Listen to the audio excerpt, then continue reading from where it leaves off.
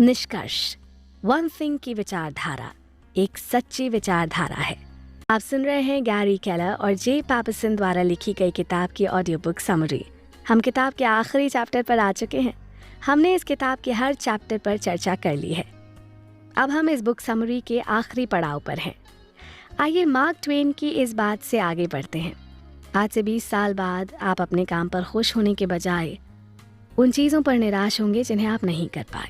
इसलिए आप अपने दायरे को तोड़ दीजिए, आरामदायक तट से बाहर निकलिए, व्यावसायिक हवाओं के साथ बहते हुए नए की खोज कीजिए, सपने देखिए और खुद की खोज कीजिए। तो अब तो कुछ बचा ही नहीं है, सब कुछ तो आप जान चुके हैं। आपने इस किताब की सारी अच्छी बातों को जान लिया है। विलंब मत कीजिए, अपनी वन थिंग पर काम करना शुरू कर दीजिए। इस किताब की चर्चा में शामिल होने से आप इस बात को तो जान ही गए होंगे कि किसी भी चीज़ को अपनी आदत में शामिल करने के लिए हमें एक औसत समय 66 दिन का लगता है। तो आपको एक टारगेट बनाना चाहिए कि आप अपनी वन थिंग पर कम से कम 66 दिनों तक काम करेंगे।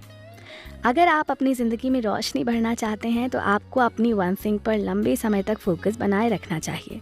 आपकी वन थिंग बड़ी सोच विकसित करने में आपकी मदद करती है। फिर आप इस मदद से अपनी ज़रूरी चीज़ों को क्रमबद्ध करते हुए उसे पूरा करने के लिए आगे बढ़ते हैं। आपको जीवन कभी भी पूर्ण नहीं मिलता, आपको हमेशा एक अधूरा जीवन मिलता है, लेकिन आपके पास उसे पूरा करने की क्षमता होती है और साथ ही समय भी।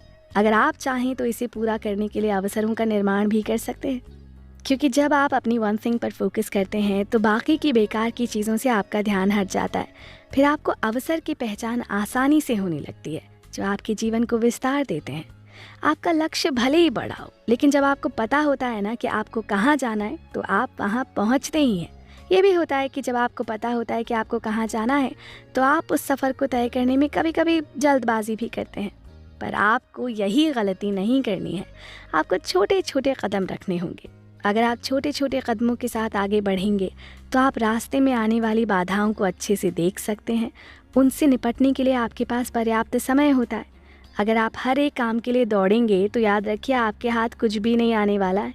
लेकिन अगर आप एक टाइम में एक चीज़ पर फोकस करते हैं तो उससे आपके पास आपकी हर मनचाही चीज़ होगी। वन थिंग की विचारधारा एक सच्ची विचारधारा है। यदि आप इस पर काम करते हैं तो ये उपयोगी सिद्ध होगी। अगर आपको अपने बाग से ही सब खाना है तो आपके पास एक ही विकल्प है कि एक छोटा सा पौधा लें, उसको अपने बाग में लगाएं, उसकी अच्छे से देखभाल करें, समय समय पर उसको खाद और पानी दें। फिर जब 5 साल बाद आपको सेब खाने को मिलेंगे तो आपके अंदर एक संतुष्टि होगी कि आप खुद के हाथ से लगाए पौधे का फल खा रहे हैं।